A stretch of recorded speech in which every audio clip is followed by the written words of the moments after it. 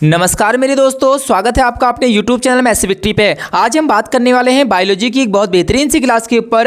आप देख रहे होंगे उत्तराखंड वन दरोगा बायोलॉजी की जो हमारी ये सीरीज चली हुई थी, इस पर अभी फिजिक्स, केमिस्ट्री और बायोलॉजी तीनों की सीरीज चल रही है। आज हम बात करने वाले हैं बायोलॉजी की क्लास के ऊपर। बायोलॉजी पे हमने यूनिट नंबर 1 कंप्लीट कर लिया था। यूनिट नंबर 2 पर कुछ टॉपिक बचे हुए थे जो कि आज की क्लास पर समाप्त हो जाएंगे। बहुत सारे बच्चों का मेरे पास कमेंट आ रहा था, क्या सर आप सिलेबस पूरा करा देंगे? मैं आपसे बोल रहा हूँ कि यूनिट नंबर 2 हो गया, यहाँ से 4 से 5 यूनिट और बची हुई है जो कि बहुत जल्दी आपकी मैं समाप्त करा दूंगा। उसके बाद मैं आपको प्रैक्टिस भी कराऊंगा, आप टेंशन बिल्कुल ना लें। तो आज हमारा टॉपिक है मानवों में वंशानुक्रम लक्षण, है ना, heredity traits in human beings. भैया जी, जो मानवों में वंशानुक्रम क्रम लक्षण जो दिखाई देते हैं वो कैसे दिखाई देते हैं, आज का ये मुख्य टॉपिक है। जैसे आंखों का नीला होना, आंखों का भूरा होना, है ना, बहुत सारी चीजें हैं वो इसी टॉपिक के अंदर कवर की जाएंगी। आज की क्लास इंपॉर्टेंट रहने वाली है ना। तो स्टार्ट करते हैं आज की क्लास को। मैं आपको चीजों को शॉर्ट बताते हुए चलता हूं जहां से एग्जामिनर क्वेश्चन पूछता है। होने में बायोलॉजी बहुत बड़ा चैप्टर है, होने में, है ना। हर एक चीज अगर हम यहां से निकालें तो हर एक चीज के अंदर पॉइंट बन सकते हैं। मैंने वो पॉइंट पहले ही निकाल के रखे हैं जो एग्जामिनर आपसे पूछ सकता है। और आपको अगर ये हमारी पीडीएफ चाहिए तो टेलीग्राम ग्रुप मैथ्स विक्ट्री, जो कि अगर आप इसके डिस्क्रिप्शन में जाएंगे वहां पर टेलीग्राम ग्रुप का लिंक दिया है, वहां पर जुड़ जाइए, वहां पर सारी इंफॉर्मेशन शेयर की जाती है। ठीक है, सबसे पहले भैया जी ये कह रहा है वंशानुक्रम। हेरिडिटरी का मतलब है लक्षणों या विशेषताओं का माता पिता से उनके संतान में आनुवंशिक रूप से स्थानांतरित होना। बोल रहा है जो कि माता और पिता के अंदर लक्षण हैं, अगर वो किसी उनके बेटे के अंदर भी जा रहे हैं, उनकी पुत्री के अंदर भी जा रहे हैं, उनके संतानों के अंदर जा रहे हैं, तो उसे हम क्या बोलेंगे? वंशानुक्रम बोलेंगे। ठीक है, ये लक्षण शारीरिक हो सकते हैं जैसे आंखों का रंग, ऊंचाई, या अनुवांशिक जैसे कुछ बीमारियों का खतरा हो सकता है ना। किसी की हाइट छोटी है तो उसके जो संतान है वो भी कैसी होगी? छोटी होगी। हो सकता है किसी की आंखें लाल हो, है ना, ब्राउन हो, भूरी हो, नीली हो, तो हो सकता है उसकी संतानों की जो आंखें हैं वो भी कैसे होती है? नीली भूरी हो सकती हैं। या फिर कोई बीमारी हो तो वो बीमारी भी क्या जा सकती है? एक जगह से दूसरी जगह जा सकती है ना। अगर हो सकता है कि किसी को ब्लड, है ना, क्या बोलते हैं, कलर विजन। आप लोग देखा होगा कि जब आर्मी का टेस्ट होता है तो उस समय कलर विजन देखा जाता है भैया। ठीक है, तो वो भी क्या होता है? वंशानुक्रम होता है। मतलब एक जो माता पिता में है तो वो गुण किस में भी जा सकता है? संतान में भी जा सकता है। आइए बात करते हैं मानव में वंशानुक्रम के संबंधित महत्वपूर्ण बिंदु। ठीक है, इंपॉर्टेंट पॉइंट है भैया। जीन और गुणसूत्र क्या होते हैं ये मैंने आपको पहले भी पढ़ाए हैं, है ना। सबसे पहले हमारा क्या होता है, ये किसके, ये हमारी जो संरचना है, आप बताएंगे मुझे ये किसकी संरचना है ना। आपके माइंड के अंदर मैंने सारी चीजें मैप तैयार कर रखी हैं कि भैया ईंट से क्या बनता है? ईंट से दीवार बनती है, दीवार से घर बनता, कमरा बनता है, कमरे से क्या बनती है? फिर कमरे से घर बन जाता है। उसी प्रकार मैंने आपको बताया था कोशिका, कोशिका से टिश्यू बनता है, टिश्यू से शरीर बनता है, और उसके बाद क्या बनती है? पूरा सबसे पहले हमारा कोशिका, कोशिका के बाद हमारा क्या बनता है? उत्तक बनता है, उसके बाद हमारे अंग बनते हैं, उसके बाद हमारा शरीर बनता है। तो मैंने आपको ये बताया था भैया जी, ये बताइए मुझे, जल्दी बताइए ये किसका चित्र है? आप कहोगे ये तो डीएनए का चित्र है। मैं कहूंगा ये किसका चित्र है? आप कहोगे ये आरएनए का चित्र है। ठीक है, तो डीएनए को यदि हम खींचते थे तो ये क्या था? हमारा गुणसूत्र था, है ना, गुणसूत्र था। ये तो डीएनए है, मैं आपको दूसरा बता रहा हूं, गुणसूत्र। यदि हम गुणसूत्र को हम क्या करते थे भैया जी? खींचते थे, नोचते थे, तो हमें उसमें क्या मिलता था? डीएनए मिलता था। मैंने पहले ही दिन आपको बताया था कि इसकी आकृति कैसी होती है? कुछ एक्स जैसी होती है। ये ऐसे दो होते हैं ना, हम इसको खींचेंगे ऐसे ऐसे करके तो हमें ये क्या मिलेगा? डीएनए मिलेगा। और इस डीएनए को भी अगर हम और खींच देंगे तो हमें क्या मिलते हैं? जीन मिलते हैं। ठीक है, थोड़ा सा आपको रिवाइज करा दिया है। तो उसके बाद चीजें देखो क्या चल रही हैं। बोल रहा है कि क्या होता है भैया जी? यह लक्षण जिन के माध्यम से प्राप्त होते हैं जो गुणसूत्रों पर स्थित होते हैं। मनुष्यों में 46 गुणसूत्र होते हैं जो कि 23 जोड़ों में होते हैं, और प्रत्येक जोड़े में से आधे गुणसूत्र माता पिता से आते हैं। बोल रहा है कि आधे माता से, आधा पिता से, मतलब 23 गुणसूत्र हैं वो माता से आएंगे, 23 किससे आएंगे? पिता से आएंगे। अब वो संतान लड़की होगी कि लड़का होगा ये उस बात पर निर्भर करेगा कि पिता के गुणसूत्र क्या मिला। अगर पिता के गुणसूत्र से X आया तो पुत्री प्राप्त होगी, और अगर Y गुणसूत्र आएगा तो लड़का प्राप्त होगा। ठीक है, ये चीजें हमने पहले भी पढ़ रखी हैं, ज्यादा कुछ यहां से चीजें नहीं हैं भैया जी। इंपॉर्टेंट पॉइंट मैं सीधे बताऊंगा, है ना।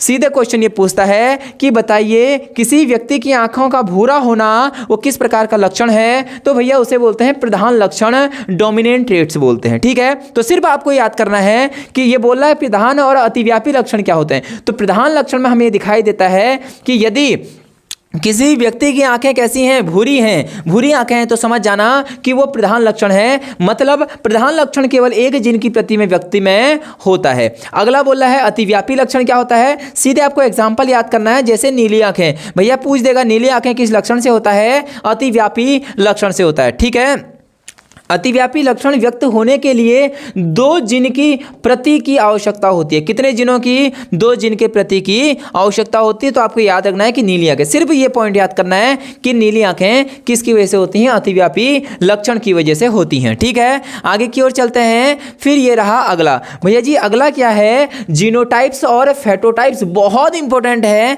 आप ध्यान देखेंगे, किसी व्यक्ति के आनुवांशिक रूप से दर्शाता है जिन जीनों की संयोजितता से यह प्राप्त होता है। इसका मतलब जो जीनोटाइप है भैया ये डीएनए से होता है। किससे होता है, डीएनए से होता है। अगला है फिनोटाइप, वह शारीरिक रूप या लक्षण होते हैं जो जीनोटाइप से उत्पन्न होते हैं। और जीनोटाइप क्या है, जीनोटाइप उत्पन्न होते हैं किससे भैया, यहां देखो जीनोटाइप से उत्पन्न होते हैं। जीनोटाइप से क्या उत्पन्न होते हैं मेरे भाई, जीनोटाइप से उत्पन्न होते हैं कौन, फेनोटाइप। और जीनोटाइप तो क्या है, यह आनुवंशिक रूप से दर्शाता है, जैसे डीएनए वगैरह चीज़ों में जो अनियमितताएं चल रही हैं, सॉरी जो डीएनए में क्या हो रहा है, आनुवंशिक रूप से गुणों का इधर हो रहा है, वो किसकी वजह से होता है, जीनोटाइप से। और अगर मान लो जीनोटाइप से, जीनोटाइप किससे उत्पन्न हो रहा है, फिनोटाइप से उत्पन्न हो रहा है। और वही लिखा है फिनोटाइप वह शारीरिक रूप से लक्षण होते हैं, वह शारीरिक रूप या लक्षण होते हैं जो जीनोटाइप से क्या होते हैं, उत्पन्न होते हैं। तो क्वेश्चन पूछ सकता है कि फिनोटाइप किससे उत्पन्न होते हैं, आप बोल देना जीनोटाइप से उत्पन्न होते हैं। क्या चीज, फिनोटाइप। अगला है मेंडल का नियम, ये हमने पहले भी पढ़ लिया है, फिर से देख लेते हैं। ऑस्ट्रिया वैज्ञानिक ग्रेगर मेंडल ने वंशानुक्रम के नियमों की स्थापना की, जैसे प्रधानता का नियम और पृथक्करण का नियम, जो बताते हैं कि लक्षण पीढ़ी दर पीढ़ी कैसे स्थानांतरित होते हैं, है ना। जैसे जो हमारे कोई लक्षण है किसी के अंदर, मान लेते हैं कोई माता पिता के अंदर कोई लक्षण है, वो उनकी संतानों में आएंगी, फिर उनकी जो उनके लक्षण संतानों में आए तो संतानों से लक्षण उनकी संतानों में जाएंगी। तो ऐसे कैसे आगे को बढ़ता है, ये किसने बताया था, मेंडल ने बताया था। उसी के नियमों के बारे में हम पढ़ने वाले हैं। ये रहा आगे को। भैया जी क्वेश्चन ये कह रहा है कि मानव में वंशानुक्रम लक्षणों के उदाहरण क्या क्या है। मैंने आपको बता दिया पहले ही, आंखों का रंग, ठीक है, किसकी वजह से होता है भैया, मानव में वंशानुक्रम लक्षणों की वजह से होता है। बालों का प्रकार, घुंघरालू या सीधे बाल होंगे, ये भी सब उस पर डिपेंड करता है। भैया जी रक्त समूह भी माता और पिता पर निर्भर करता है। कुछ आनुवांशिक विकार भी किस पर निर्भर करते हैं, माता और पिता पर, जैसे सिकल सेल एनीमिया या सिस्टिक फाइब्रोसिस। इसको आप नोट करेंगे, वैसे ज़्यादा ऐसा इंपॉर्टेंट तो है नहीं, है ना। जैसे सिकल सेल एनीमिया या सिस्टिक फाइब्रोसिस किसकी वजह से होते हैं, वंशानुक्रम लक्षणों की वजह से ये चीज़ें होती हैं। ठीक है, यहाँ पर से मैं सीधे फैक्ट वाली चीज़ें बता रहा हूँ, क्योंकि यहाँ पर ज़्यादा समझने वाली चीज़ें नहीं हैं। यहाँ से कुछ चीज़ें ऐसी हैं जो याद करनी है हमें, ठीक है। तो मैं डायरेक्टली आपको बता दे रहा हूँ। भैया जी म्यूटेशन क्या कहते हैं, है ना, हमारे डीएनए के अंदर या आरएनए के अंदर जो अनियमितताएं होती हैं, जो उथल पुथल होती है, उसे ही म्यूटेशन कहते हैं, बात खत्म। किसी जीव के आनुवांशिक पदार्थ डीएनए या आरएनए में होने वाले कोई भी परिवर्तन है, ये परिवर्तन स्वाभाविक रूप से हो सकते हैं या बाहरी कारकों जैसे विकिरण या रसायनों से प्रेरित हो सकते हैं। भैया प्रेरित मतलब क्या होता है, उत्साहित होना। म्यूटेशन लाभकारी, हानिप्रद या तटस्थ हो सकते हैं। भैया म्यूटेशन से हमें फायदा भी मिल सकता है, हमें नुकसान भी हो सकते हैं। और तटस्थ मतलब शरीर उसी प्रकार चलते रहेगा, तटस्थ, है ना। और विकास और आनुवंशिक गतिविधियों में महत्वपूर्ण भूमिका ये क्या करते हैं भैया जी, निभाते हैं। तो म्यूटेशन पता चल गया है हमारे आरएनए और डीएनए के अंदर। मान लेते हैं आरएनए डीएनए ठीक तरीके से चल रहा है तो कुछ नहीं होगा। और अगर मान लेते हैं डीएनए में अनियमितता आ गई भैया, आरएनए में अनियमितता आ गई, तो हम कहेंगे उसे क्या बोलते हैं, म्यूटेशन बोलते हैं। म्यूटेशन के भी प्रकार होते हैं, आइए म्यूटेशन के प्रकार पढ़ते हैं। भैया जी बोला गया है म्यूटेशन के प्रकार क्या होते हैं, ठीक हो गया। जीन म्यूटेशन सबसे पहले देखते हैं। ये एकल जीन में परिवर्तन होते हैं, ये डीएनए प्रकृति में त्रुटियों या बाहरी प्रभाव के कारण हो सकते हैं। भैया बाहरी प्रभाव क्या क्या हैं, ये सारी चीजें अभी हम पढ़ने वाले हैं। रासायनिक चीजें हो सकती हैं कुछ, है ना, बाहरी प्रभाव। सबसे पहले पॉइंट म्यूटेशन, इंपॉर्टेंट करेंगे पॉइंट म्यूटेशन। डीएनए में एकल न्यूक्लियोटाइड बेस जोड़ी में परिवर्तन जब होता है उसे हम बोलते हैं क्या, पॉइंट म्यूटेशन। आप बोल रहे होंगे हम क्या लिखें, कुछ समझ नहीं आ रहा है। भैया ये पॉइंट में ना, अब मैं आपको बता रहा हूँ क्या लिखो। क्वेश्चन पूछेगा डीएनए में एकल न्यूक्लियोटाइड बेस जोड़े में परिवर्तन होता है, उसे क्या कहते हैं, उसे पॉइंट म्यूटेशन कहते हैं मेरे भाई। ऐसे सीधे क्वेश्चन पूछेगा, ठीक है। यहाँ से डायरेक्टली एक दो क्वेश्चन पूछे जा सकते हैं। मैंने फिर बोला कि ये बहुत बड़ा चैप्टर है, मैं इसको समेट कर लाया हुआ हूँ एकदम, ठीक है। तो आपको थोड़ी सी यहाँ पर दिक्कत हो सकती है। तो क्वेश्चन दूसरा, भैया जब न्यूक्लियोटाइड डाले जाते हैं या हटा दिए जाते हैं जिससे पढ़ने और ढांचा बदल जाता है। बोल रहा है कि जब न्यूक्लियोटाइड्स डाले जाते हैं या फिर उसमें से न्यूक्लियोटाइड्स हटा दिए जाते हैं तो उनके जो पढ़ने का ढांचा है ना वो बदल जाता है, और उसे ही हम क्या बोलते हैं, फ्रेम शिफ्ट म्यूटेशन। शिफ्ट मतलब आपको पता ही जा रहा है, शिफ्ट कर रहे हैं सामान को, मतलब एक जगह से दूसरी जगह डाल रहे हैं। तो वही आप याद कर लेना कि जब न्यूक्लियोटाइड्स डाले जाते हैं या हटा दिए जाते हैं उसे ही हम क्या बोलते हैं, फ्रेम शिफ्ट म्यूटेशन कहते हैं। ठीक हो गया भैया। चलते हैं आगे को, कुछ इंपॉर्टेंट बातें आगे मैंने और लिखी हुई हैं। ये रहा आगे को क्वेश्चन, कहता है गुणसूत्रीय म्यूटेशन क्या क्या होता है। पहले जिन का था भैया, जिनों में चेंज हो रहा था, अब गुणसूत्रीय म्यूटेशन होगा। जब गुणसूत्रों में क्या होगा, म्यूटेशन होगा, मतलब उथल पुथल होगी, तो उस समय क्या चीज़ें बनेंगी, ये गुणसूत्रों की संरचना या संख्या में परिवर्तन से संबंधित है। मैंने आपको बताया था ना, है ना, मैंने क्या बताया था, कभी 45 हो जाते हैं गुणसूत्र, कभी 47 हो जाते हैं, तो ये उसी के अंदर का एक पार्ट है। तो गुणसूत्रीय म्यूटेशन मतलब गुणसूत्रों में अनियमितता को हम म्यूटेशन कहते हैं। ठीक है, तो ये गुणसूत्रों की संरचना, जो उसकी संरचना है, जो उसका आकार है और जो उनकी संख्याएं हैं, में परिवर्तन से संबंधित होता है। भैया जी विलोपन, विलोपन मतलब होता है एक जगह से चीजों को क्या करना, विलुप्त कर देना। विलोपन मतलब चीजों को क्या करना, विलुप्त कर देना। तो गुणसूत्र का एक हिस्सा खो जाता है तो उसे हम क्या कहते हैं, विलोपन कहते हैं। ठीक हो गया। अगला है नकल करना। भैया नकल मतलब हम बोलते हैं ना, नकल करो, एक ने जैसा लिखा दूसरे ने भी वैसा ही लिख दिया, तो वही तो नकल होती है। तो नकल मतलब गुणसूत्र का एक हिस्सा दोहराया जाता है तो उसे क्या कहते हैं, हम नकल कहते हैं भैया। परिवर्तन मतलब चेंज हो जाना, गुणसूत्र का एकल हिस्सा उल्टा हो जाता है जिसे हम क्या बोलते हैं, परिवर्तन कहते हैं। स्थानांतरण मतलब एक जगह से दूसरी जगह जाना, एक गुणसूत्र का एक हिस्सा दूसरे गुणसूत्र पर स्थानांतरित हो जाता है, उसे हम स्थानांतरण क्या बोलते हैं, म्यूटेशन कहते हैं। ठीक हो गया। मैं आपको क्या बता रहा हूं कि जो ये म्यूटेशन है ना, इनके प्रकारों के बारे में बातें चल रही हैं। ज़्यादा यहाँ से कुछ इंपॉर्टेंट नहीं है, ऐसा कोई लिखने वाली चीज़ नहीं है। म्यूटेशन के कारण, हाँ ये इंपॉर्टेंट है कि म्यूटेशन के कारण क्या है। भैया जी स्वाभाविक म्यूटेशन क्या होता है, ये डीएनए प्रतिकृति या कोशिका विभाजन के दौरान स्वाभाविक रूप से होते हैं बिना किसी बाहरी कारक से। भैया जी स्वाभाविक, ये इसका स्वभाव है, कोई कुछ नहीं कर रहा बाहर से, ये उसका स्वयं का स्वभाव है भैया, वो खुद ही अलग हो जा रहा है। हो सकता है वही तो लिखा है कि ये डीएनए प्रतिकृति या कोशिका विभाजन के दौरान स्वाभाविक रूप से हो जाता है। जब कोशिकाएं टूट रही होती हैं उस समय ये खुद ही उत्पन्न हो जाता है बिना किसी बाहरी कारक के। भैया जी प्रेरित म्यूटेशन मतलब इसको कोई प्रेरित कर रहा है। जैसे मान लेते हैं दो व्यक्तियों की हल्की बहुत लड़ाई चल रही थी, कहा सुनी चल रही थी, बाहर से कुछ प्रेरकी तत्व आए, उनको और उकसाया और उनकी मुक्केबाजी शुरू करवा दी। तो देखो जैसे ये बाहरी कारणों जैसे विकिरण, रसायन और वायरस के कारण क्या होते हैं उसे हम क्या बोलते हैं, प्रेरकीय प्रेरित म्यूटेशन कहते हैं। ठीक है, चीजें आपको क्या करनी है, याद करनी है। जैसे हो सकता है कि यूवी रेडिएशन से, और भैया जी क्या हो सकता है ना, और यहाँ पर लिख रखा है स्किन कैंसर हो सकता है, ये सारी चीजें उससे ही हो सकती हैं। किससे हो सकती है भैया, जल्दी बताइए। अगला म्यूटेशन का महत्व क्या है, इसका महत्व देख लेते हैं। म्यूटेशन विकास के पीछे एक प्रेरक शक्ति होती है क्योंकि ये जनसंख्या में आनुवंशिक विविधता का परिचय कराते हैं। भैया विविधता का परिचय कराते हैं मतलब कौन लोग कैसे हैं ये हमें किससे पता चलता है। जैसे आप लोग जैसे यहाँ हैं, है ना, आप चले जाइए साउथ अफ्रीका चले जाइए, ऑस्ट्रेलिया चले जाइए, नीदरलैंड चले जाइए, कहीं भी चले जाएंगे तो वहाँ आपको पता चल जाएगा कि कौन लोग कहाँ के हैं। ठीक है, किससे पता चल रहा है, आनुवंशिकी से ही पता चल रहा है, म्यूटेंट से ही पता चल रहा है। भैया जी समय के साथ लाभकारी म्यूटेशन प्राकृतिक चयन के कारण जनसंख्या में अधिक होने लगते हैं, जबकि हानिप्रद म्यूटेशन को समाप्त किया जा सकता है। बोल रहा है कि जो हानिप्रद म्यूटेशन है उनको तो समाप्त किया जा सकता है, और समय के साथ लाभकारी जो म्यूटेशन होते हैं हमारे पास जो हमें फायदा पहुंचाते हैं वो प्राकृतिक चयन के कारण जनसंख्या में अधिक होने लगते हैं, और जो खराब होते हैं उन्हें हटा दिया जाता है। ठीक है, इसमें कुछ ही पॉइंट और हैं, बस थोड़ा सा आप और रुकिए, बस थोड़ी मोटी मोटी जानकारी हम ले लेते हैं कि स्टेम सेल किसे कहते हैं। स्टेम कोशिकाएं किसे कहते हैं, विशेष प्रकार की कोशिकाएं होती हैं जिसमें शरीर की विभिन्न प्रकार की कोशिकाओं में विकसित होने की अनूठी क्षमता होती है। बोल रहा है कि हैं तो ये सेल,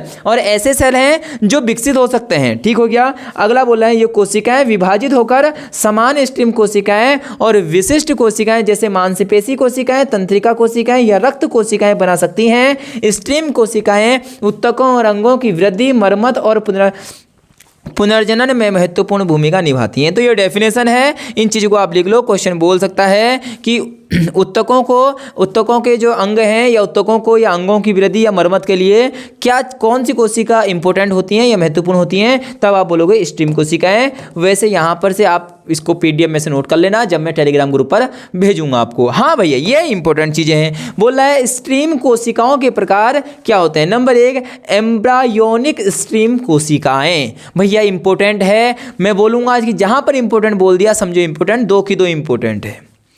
एम्ब्रायोनिक स्टेम कोशिकाएं ये प्रारंभिक भ्रूण से प्राप्त होती हैं।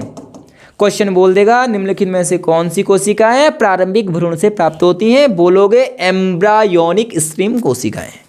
और शरीर की किसी भी प्रकार की कोशिकाओं में विकसित हो सकते हैं। इंपॉर्टेंट, शरीर के किसी भी कोशिका में ये विकसित हो सकती हैं। कौन सी कोशिकाएं हैं, एम्ब्रायोनिक स्टेम कोशिकाएं हैं। और लिखा है ये बहुउद्देशिक, बहुत सारे इनके उद्देश्य होते हैं, होती हैं, यानी ये सभी प्रकार की कोशिकाएं बना सकती हैं। क्वेश्चन बोल देगा निम्नलिखित में से वो कौन सी कोशिका है जो सभी प्रकार की कोशिकाओं को बना सकता है, आप बोलोगे एम्ब्रायोनिक स्टेम कोशिकाएं हैं जो सभी प्रकार की कोशिकाओं को जन्म दे सकती हैं। अगला बोल रहा है पॉड स्टेम कोशिकाएं। भैया जी एडल्ट है, ठीक हो गया। बोल रहा है ये विभिन्न उत्तकों जैसे हड्डी के मज्जा, वसा या मस्तिष्क में पाई जाती हैं। भैया जी क्वेश्चन पूछ देगा कि मुझे ये बताइए हड्डी का मज्जा, वसा या मस्तिष्क में क्या पाया जाता है, आप बोलोगे पॉड स्टेम कोशिकाएं पाई जाती हैं। और इनका कार्य उन उत्तकों की मरम्मत और रखरखाव करना होता है। उन उत्तकों की मरम्मत करना, रखरखाव करना होता है।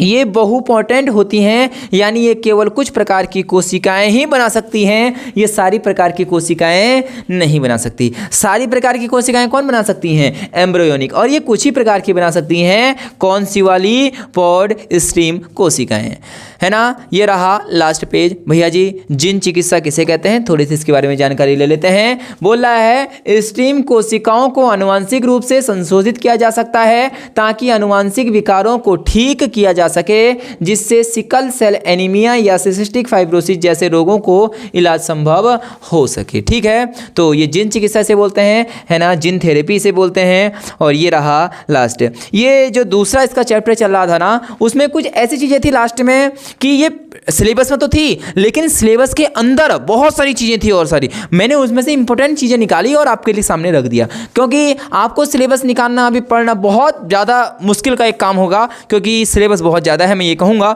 है ना। आप लोग देखेंगे 70 नंबर का तो अलग है, उसका 30 नंबर का और है, मैथ्स भी है, फिजिक्स भी है, केमिस्ट्री भी है, बायोलॉजी भी है, सारे सब्जेक्ट आपको पढ़ने हैं। तो ये टॉपिक थोड़ा सा मुझे पता है, थोड़ा सा आपको जटिल लगा होगा, है ना, थोड़ा सा कॉम्प्लेक्स आपको लगा होगा, लेकिन इंपॉर्टेंट चीज़ें मैंने आपको यहाँ पर से बता दी हैं। अब हम चलेंगे इसके बाद तीसरे यूनिट पर, और तीसरे यूनिट पर बहुत बेहतरीन हम चलेंगे। शायद तीसरे यूनिट से पहले मैं चौथे यूनिट पर घुस सकता हूं, क्योंकि वहां से ना विटामिन्स के बारे में बहुत सारी जानकारियां हैं जो कि आपके लिए इंपॉर्टेंट रहने वाली हैं पेपर के लिए, तो शायद मैं पहले वहां भी जा सकता हूं। आप लोग बने रहिए, आपको पता है चीज़ें कि कैसे क्या चलेंगी, जो भी चलेंगी सब कुछ बेसिक से चलेंगी, आपको पढ़ने में मजा आ रहा होगा। फिजिक्स में आपका बहुत प्यार मिल रहा है, बायोलॉजी में बहुत प्यार मिल रहा है, केमिस्ट्री आपको पढ़ने में मजा आ रहा है। बस इसी प्रकार से आप पढ़ते रहिए, और ज़रूर आपकी सफलता, आपके माता पिता का जो ये एक सपना है वो पूरा होगा। और बहुत जल्दी आप एक वर्दी में मेरे को एक फ़ोटो भेजोगे और बोलोगे कि सर आपसे पढ़ा था और आज मेरा सिलेक्शन, मुझे जो मेरी वर्दी थी वो मिल गई। इसी मोटिवेशन के साथ मैं अपनी वाणी को देता हूँ विराम। तब तक के लिए जय हिंद, जय भारत, जय उत्तराखंड।